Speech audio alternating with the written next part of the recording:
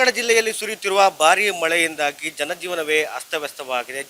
ಜನರದ್ದು ಸಾಕಷ್ಟು ಸಂಕಷ್ಟದಲ್ಲಿದ್ದಾರೆ. ಇನ್ನು ಕಾರವಾರದ ಜಿಲ್ಲಾಸ್ಪತ್ರೆ ಒಳಗೂ ಕೂಡ ನೀರು ಹೋಗಿರುವಂಥದ್ದು. ಸೊ ಇದರಿಂದಾಗಿ ಇಲ್ಲಿನ ಬಾಣಂತಿಯರ ವಾರ್ಡ್ ಏನಿದೆ, ಹೆರಿಗೆ ವಾರ್ಡ್, ಆ ವಾರ್ಡ್ ಒಳಗೂ ಕೂಡ ನೀರು ಹೋಗಿ ಇಲ್ಲಿ ರೋಗಿಗಳು ಸಂಕಷ್ಟಕ್ಕೆ ಈಡಾಗುವ ಪರಿಸ್ಥಿತಿ ಕೂಡ ನಿರ್ಮಾಣ ಆಗಿರುವಂಥದ್ದು ನೋಡ್ಕೋಬೋದು ಈಗ. ಸೊ ನಿನ್ನೆ ರಾತ್ರಿ ಏನಿದೆ, ತಡರಾತ್ರಿ ಸಿಕ್ಕಾಪಟ್ಟೆ ಮಳೆ ಬಂದಿರೋದ್ರಿಂದ ಈ ಹೆರಿಗೆ ವಾರ್ಡ್ ಇದೆ, ಈ ಹೆರಿಗೆ ವಾರ್ಡ್ ಒಳಗೆ ಸಂಪೂರ್ಣವಾಗಿ ನೀರು ಹೋಗಿರುವಂಥದ್ದು. ಸೊ ಇಲ್ಲಿ ಬಾಣಂತಿಯರು ಇಲ್ಲಿ ಬೇರೆ ಎಲ್ಲಿಗೂ ಹೋಗೋದನ್ನ ಪರಿಸ್ಥಿತಿ ಕೂಡ ನಿರ್ಮಾಣ ಆಗಿತ್ತು. ಆದರೆ ಇಲ್ಲಿನ ಸಿಬ್ಬಂದಿಗಳ ಖುದ್ದಾಗಿ ಬಂದು ಇಲ್ಲಿ ನೀರನ್ನೆಲ್ಲ ಹೊರಗೆ ಹಾಕಿ ಕೂಡಲೇ ಸ್ವಚ್ಛ ಮಾಡಿಸುವ ಕೆಲಸ ಕೂಡ ಮಾಡಿದರು. ಇದರಿಂದಾಗಿ ದೊಡ್ಡ ಅವಾಂತರ ಕೂಡ ಒಂದು ತಪ್ಪುವಂಥ ಪರಿಸ್ಥಿತಿ ನಿರ್ಮಾಣ ಆಗಿರುವಂಥದ್ದು.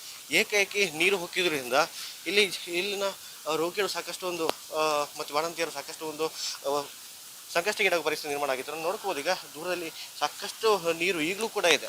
ಸೊ ಆ ನೀರನ್ನು ಇನ್ನೂ ಕೂಡ ಹೊರಗಾಗಲಿಕ್ಕೆ ಇಲ್ಲಿನ ಸಿಬ್ಬಂದಿಗಳು ಪರದಾಡ್ತಿದ್ದಾರೆ. ಸೊ ನೆಲದಲ್ಲಿ ಕೂಡ ನೋಡ್ಬೋದು ಇನ್ನೂ ಕೂಡ ನೀರುಗಳು ಹಾಗೇ ಇದೆ. ಸೊ ಹಿಂದೆ ಈ ಹೊರಗೆ ಇಲ್ಲಿ ಈ ಒಳಗೆ ನೀರು ಬಂದಿರಲಿಲ್ಲ, ಆದರೆ ಇದು ಫಸ್ಟ್ ಟೈಮ್ ಇಷ್ಟು ಪ್ರಮಾಣದಲ್ಲಿ ನೀರು ಬಂದಿರುವಂಥದ್ದು. ಸೊ ಇನ್ನೂ ಕೂಡ ಸ್ವಲ್ಪ ಪ್ರಮಾಣದ ನೀರು ಹಾಗೆ ಇರುವಂಥದ್ದು. ನಿನ್ನೆ ರಾತ್ರಿ ಅಂತೂ ಸಾಕಷ್ಟು ನೀರು ಬಂದಿತ್ತು. ಸೊ ಇದರಿಂದಾಗಿ ಇಲ್ಲಿ ಬಾಣಂತಿಯರಿದ್ದಾರೆ, ಅವರಿಗೂ ಕೂಡ ಸಾಕಷ್ಟು ಸಮಸ್ಯೆ ಆಗುತ್ತೆ. ಯಾಕಂದರೆ ಪುಟ್ಟ ಮಕ್ಕಳು ಕೂಡ ಅವ್ರ ಜೊತೆ ಇರ್ತಾರೆ, ಬಾಣಂತಿಯರು ಕೂಡ ಇರ್ತಾರೆ. ಯಾಕಂದರೆ ಯಾವುದೇ ರೀತಿಯಲ್ಲಿ ನೀರು ಬಂದು ಕೆಸರು ನೀರು ಬಂದು ಅದರಿಂದ ಅವ್ರಿಗೆ ಇನ್ಫೆಕ್ಷನ್ ಆದರೆ ಅವರ ಹೆಲ್ತ್ ಕೂಡ ಪ್ರಾಬ್ಲಮ್ ಆಗ್ತದೆ.